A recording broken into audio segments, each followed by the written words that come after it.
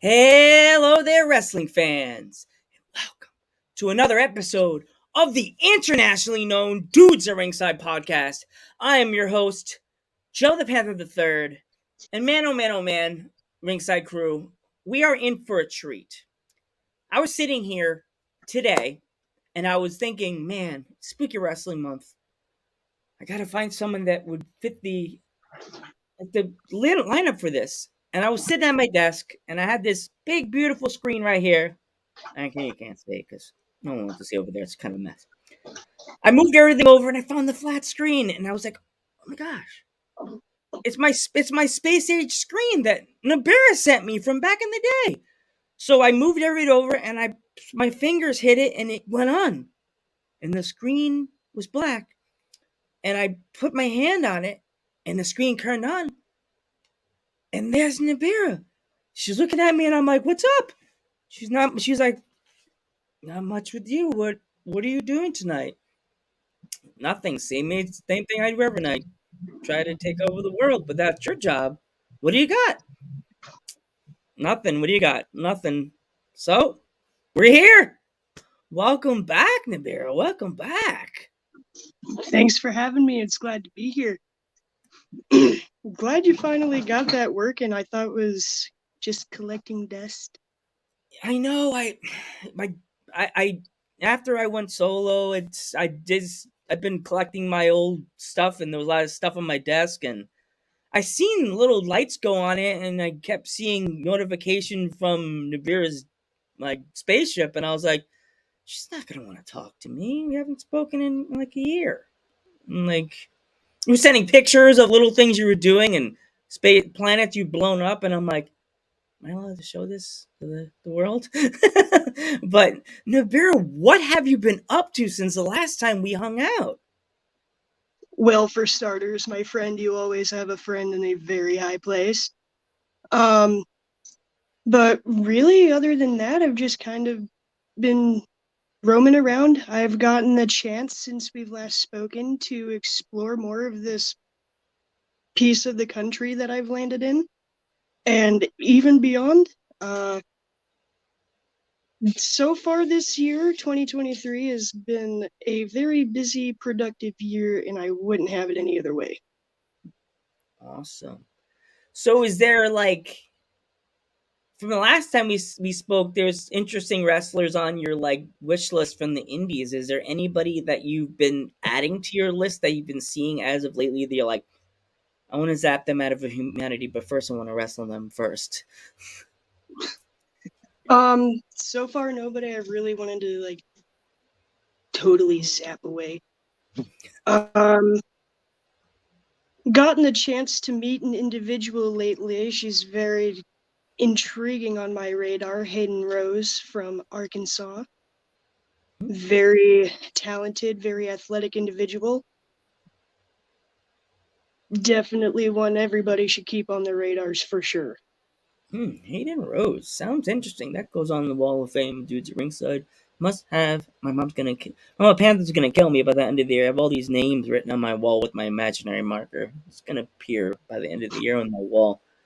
Yeah. So, like, have you added any places on your like list of like states or like small counties that you haven't entered yet that you want to go through? I want to be everywhere, honestly. Work my way into every crack and crevice, nook and cranny. It would be cool to go back to North Carolina again. That's cool. Any promotions that you haven't like in North Carolina that you're like want to reach out to right now? Want to say something to them that you haven't had a chance to yet? Not off the top of my head, no. Just really AIWF. Okay. In Oklahoma, I've kind of been running around there a lot lately. There's a promotion that is known as Majestic Championship Wrestling. It's got a lot of hot Oklahoma talent, like Logan Knight, Mindy Grace. She's a hot newcomer coming out of Kansas. there's a lot happening on the indie scene right now, especially for Oklahoma. That's where I'm going to place my focus at this time, because that's where I go the most. But yeah, September 30th, we actually have Sucker Mania for Majestic coming up. It's gonna be this big event. I'm in a fatal four-way for the 24/7 on-call championship against Lunchador, Brandon Groom, and Mikey O'Shea. It's Ooh, gonna be nice super name. exciting. Lunchador? Like Lunchador. he's like a lunch monster, or is it like just his lucha name? That sounds interesting. Uh, Search him on Facebook. I'm not sure how to describe the colorful individual that is Lunchador, but he's He's the avatar of fast food. the avatar of fast food. Oh my gosh, I've heard the Candy Girl from California. That one sounds like an interesting situation, right? You should definitely look up Lunchador. I'm Definitely gonna one have to talk to. to. Because I've had so many different crazy gimmicks in the past few years. I've had had the Candy Girl from California. I have had Money Power Respect that are a California based, money based wrestling tag team. Oh my gosh, I've had all these random little knick-knack gimmicks that have come on dudes at ringside in the past 2 years that it's just like, what can I do next? Lunchador. I So think everybody should know about the mascot of fast food. yes. If fast food were a person, it's him, and it's not all bad. Yeah. Yeah, that sounds who doesn't love food? Well, people that don't eat. True.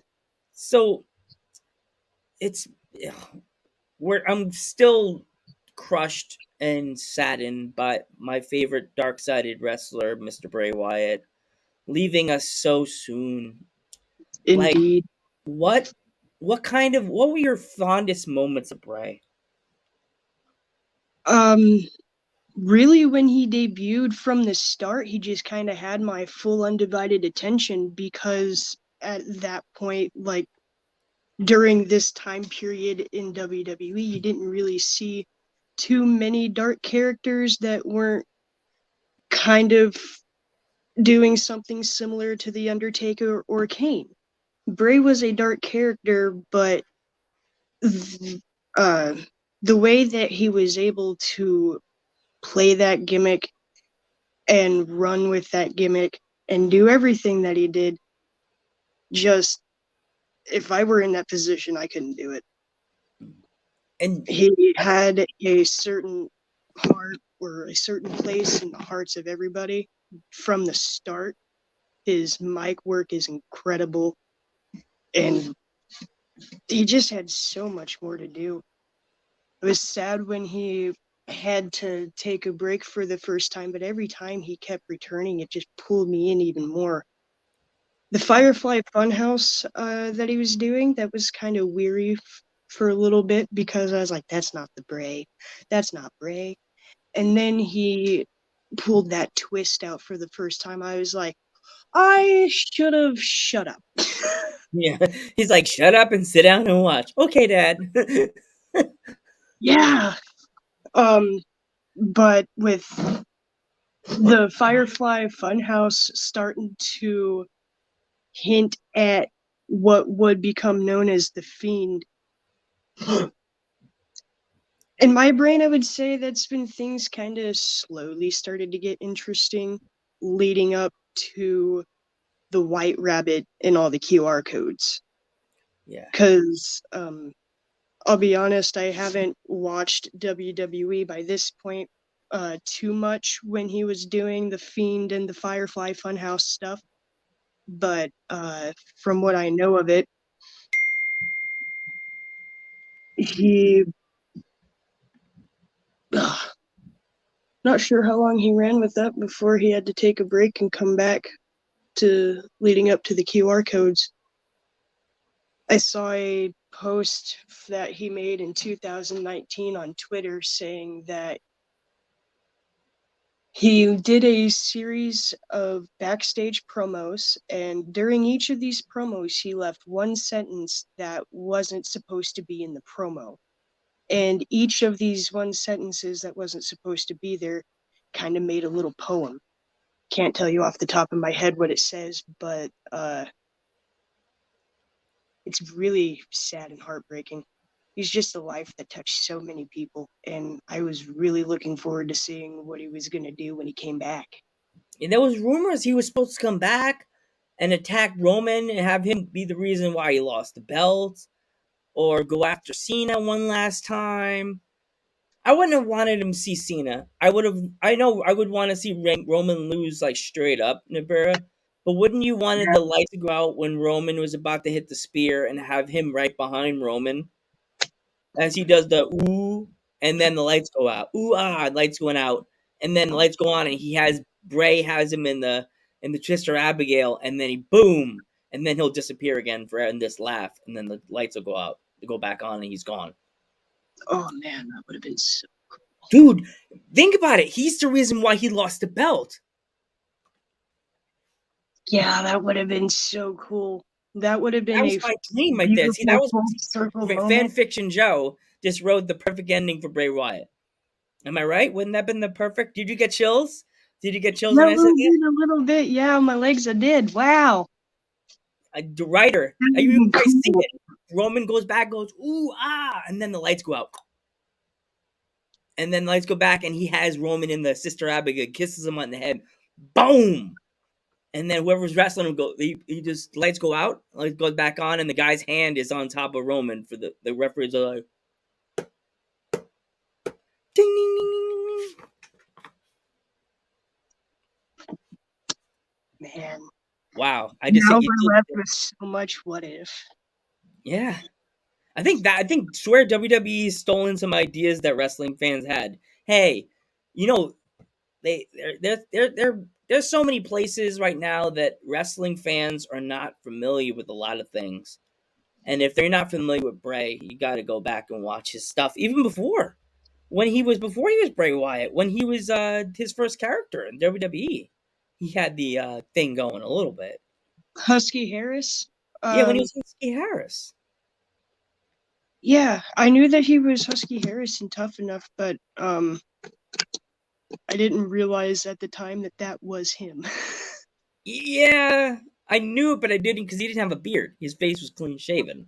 Yeah, very much of a baby face back then. So clean. I grew my beard, and all my friends were like, "Oh, Bray Wyatt, right?" And I'm like, at first I'm like, "No, it's me. I like beards. I look like growing a beard." And then the Bray Wyatt started getting popular, and me and my buddies, as soon as I came in one day with my beard all puffed up with a fedora on, and they were like, "Bray Wyatt, right?" And I'm just like, because he was really popular, so I was like, "Yes." And I started doing a fake and like, "Oh yeah, it's Bray Wyatt. Yeah, cool." And I started hearing how he spoke and his little the drawl, and then I just started doing the accent. I was like, "Yes, we're all gathered in this big building for life or death. You choose what side of the coin you belong with, and I'll point you that direction. Life gives you one choice. You choose it, or you go away forever." That's my Bray That was Wyatt. a really good impression. I didn't do the laugh because it would kind of creep everybody out on Spotify. But yeah, I it's. think you should do it.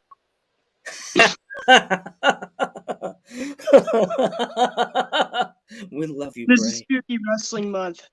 Yes, we You love should you, do it. Bray, and you will never be forgotten. I know it's the middle of the podcast. We didn't do it in the beginning, but right now we're gonna do a few second pause for Bray. Now,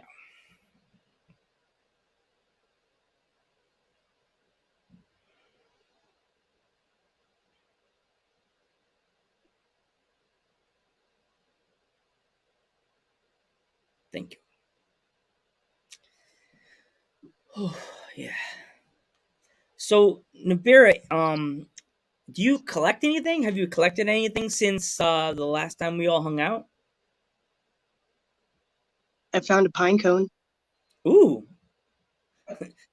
Did you mount it? Do you like put a cape on it? Oh, you dress it up and make an Instagram for it. They're very good projectiles. Ooh. Spiky pine cone or the long big one that everybody has in the yard? The long, smooth-edged one. And just Ooh. find a nice, decent size one that fits in the palm of your little flesh grabber and chuck it.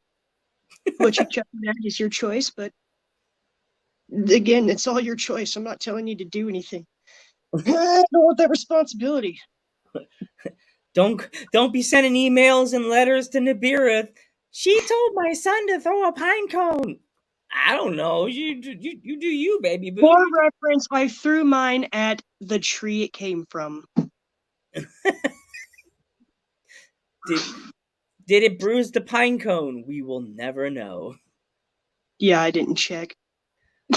Imagine it did, and there's like a tear coming out of it, like the Indian is like, "I'm sorry, this is your child." You threw his the tree's child back at him, like I did, didn't I? Is it's that like sexual abuse? you threw its baby at him, or he, or they. You don't know what trees. You don't know.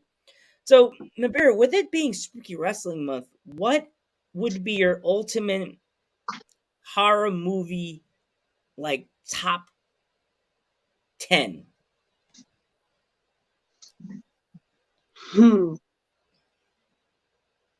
This is definitely a thinker. Mm, The first movie that comes to mind is the 1978 I Spit on Your Grave. mm.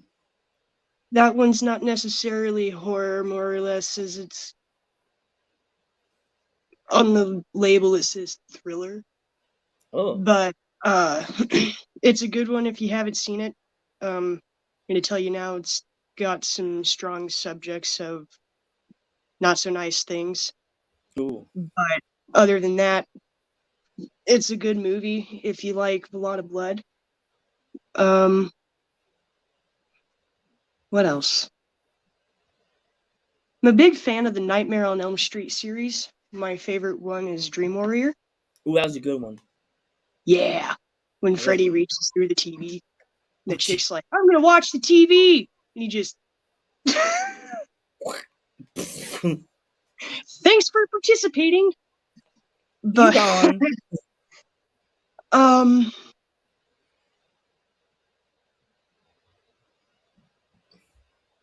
this is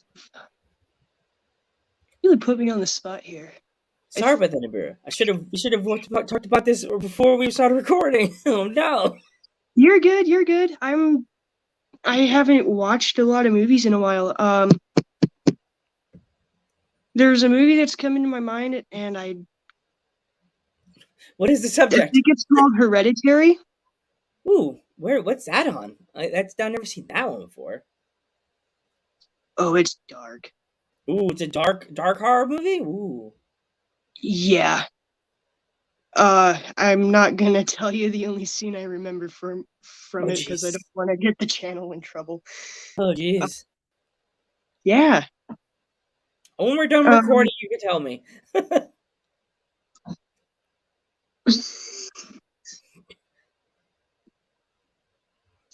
Want to talk about fucked up word? Go watch The House That Jack Built. Ooh, that's a good one. from the background says the house that Jack built. The last Mm, house on the left, that's that's a pretty good all one. right. Haunting in Connecticut, that's one of my favorites. Um, can't go wrong with The Shining or Cujo. Oh yeah, Cujo. Yeah, definitely. Pet Cemetery, that's a good one. Somebody was talking about Pet Cemetery when I was at the laundromat. They're like, this cat is creepy, and they're like, oh, it could be like a white cat, like a Pet Cemetery cat, and I'm like, I'm fucking talking about Pet Cemetery like that. Pet Cemetery is legendary. Like, don't fuck with Pet Cemetery. You don't want Oh, Pet Cemetery in your town. I just remembered one that came into my brain that I know is on Netflix. Ooh, The Mist.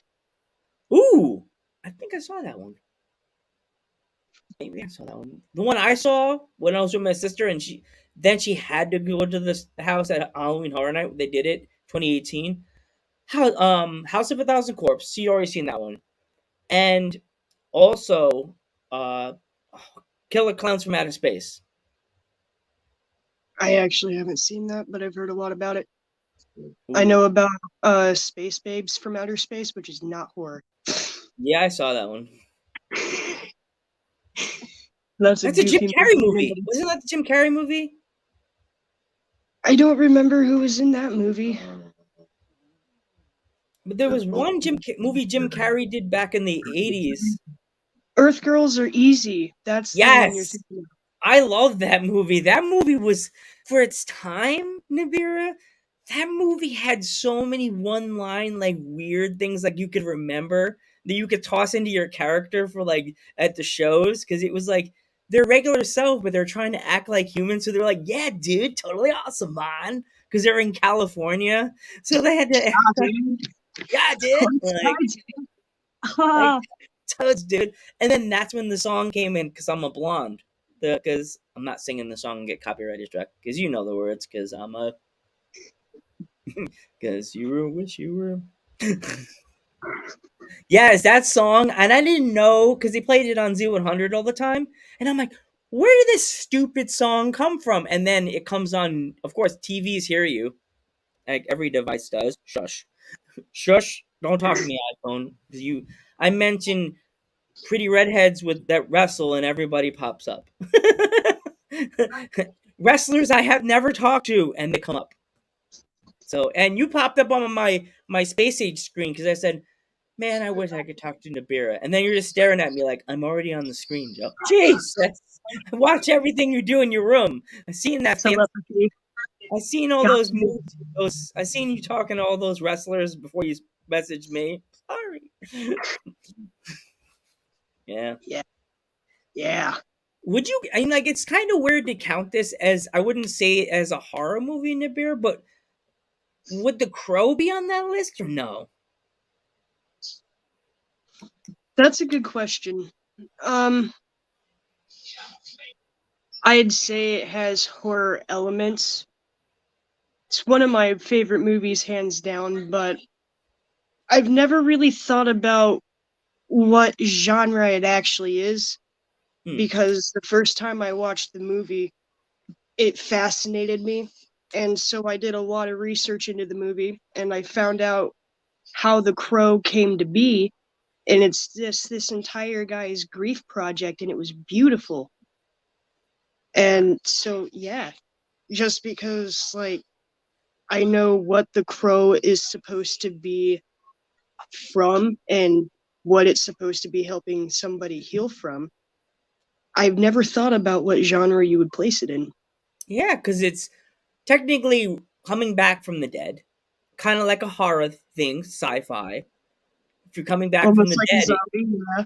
yeah, like a zombie, and he's kind of like revenge killing people, like in their own creepy ways that he was murdered, and he was murdered, and they cut him open like a zombie-ish murder, kind of like Saw, and he's doing the opposite of what they did to him. So that'd be kind of like murder and murder and horror always go in hand, like they're going into a candy shop, a really creepy candy shop. I guess a safe term for it would be kind of like a dark vigilante, because he does come back to get revenge a year later, and technically his fiance's honor was in question and she wasn't respected when she died, so it could be a vigilante story. Yeah, that's true. Ooh, I have a really interesting question for you, Navera.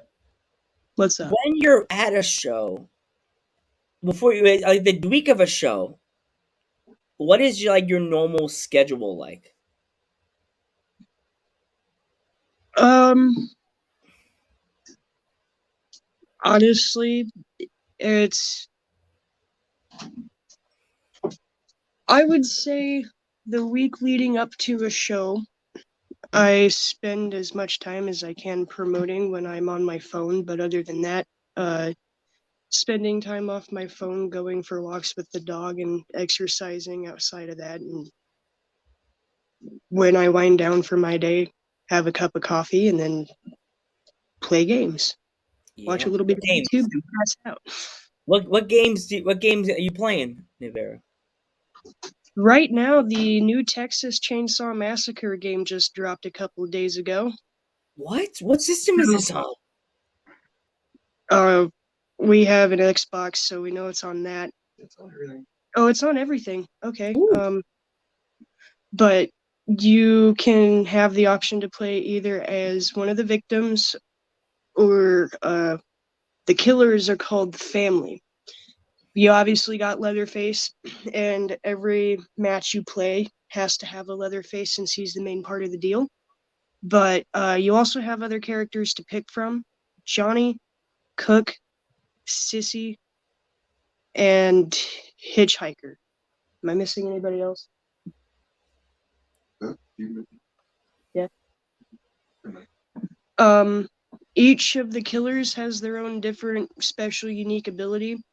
You gotta run around and try and feed Grandpa blood if you play as a part of the family, because the more blood that you get Grandpa, the better he's able to help you to hunt down and kill the victims. Mm. It's kind of Oh, set up like Friday the 13th because it's made by the same people who made that, but Dead by Daylight. mm. The goal is to kill them before they can escape, but this one has more detail in that regard as far as that goes. I can imagine the house probably creepy and dark, and there's like corners, and you go to the wrong way, the door isn't open, and oh my gosh. There's different maps that you can play on. They all have the good old murder basement. They all have a good old murder basement, which is cool. When you play as Leatherface, he starts out in the basement with the victims. I've only played on the victim side of this game once, and the mechanics on trying to understand how the victim gameplay for this game goes still are kind of above my head.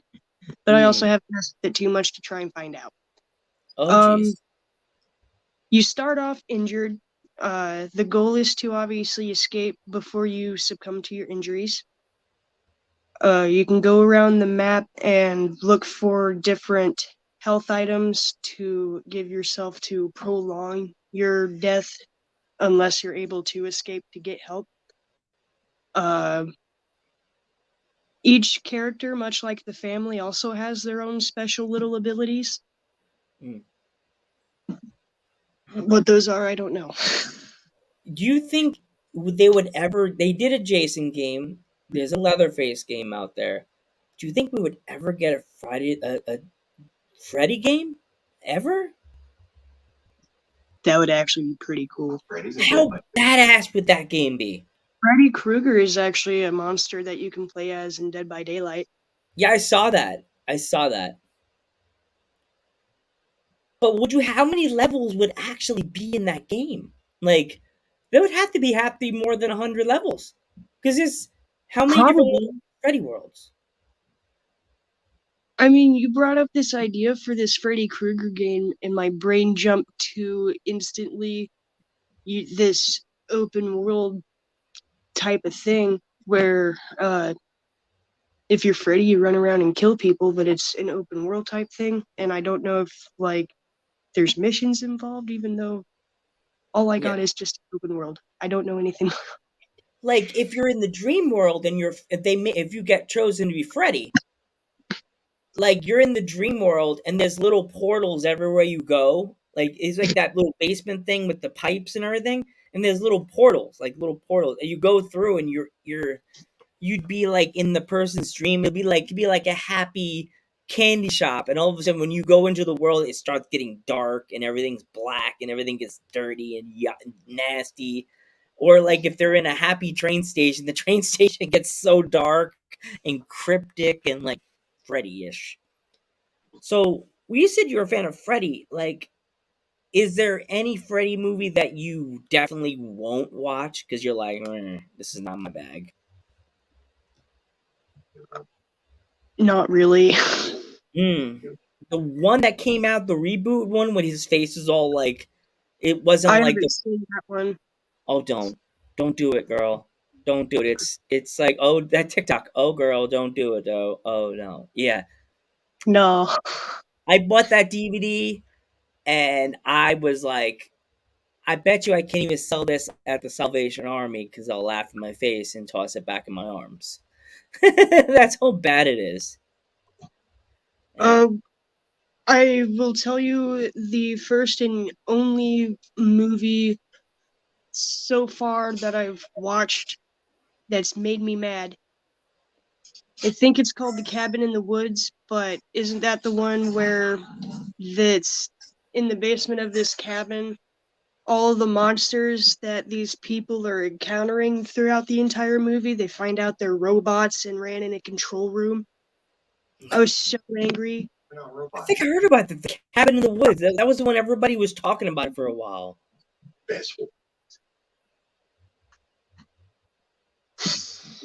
Okay. Yeah. It was not one of the best horror movies ever made. So, Nibira, so in closing to this fun adventure during the space odyssey that we're on again, if there was any young male or female that wanted to become a professional wrestler, 18 or 19-year-old, that came up to you at a show and they asked, they asked you like, I want to become a professional wrestler. What kind of advice would you give them? Um, I would say go for it. If wrestling is something that you feel deep down that you genuinely want to do, go for it.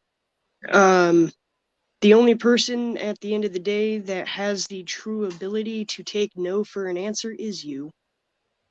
There's all sorts of people everywhere that will tell you, no, you can't do that, and here's why. And there's so many list of reasons why, but they shouldn't matter to you because at the end of the day, it's your goal. It's not their goal, it's yours. So just keep going. And it's a beautiful thing. Much like anything else that you want to do, it's got its stuff that comes with it. But if you're able to move around and navigate through it, you got this. Awesome. Everybody's rooting for you. Wow. They Awesome. believe in We believe in you.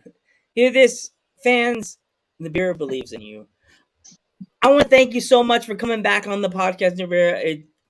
It's much appreciated, and I'm so happy you're helping me celebrate Spooky Wrestling Month. That's just so fun. Thank you I'm so Joe much for having Panther me back. It was good to see you again. again, yes, and we have to do this again sometime in the coming future. Maybe you could bring somebody with you next time. It'd be appreciative if he came through, give some words of wisdom. Absolutely, I'll pass it along. Yes, I'm Joe Panther the Third, I'm Nibira, your Midwest Martian. and we will catch you in the next one. Good night, everybody, and stay spooky.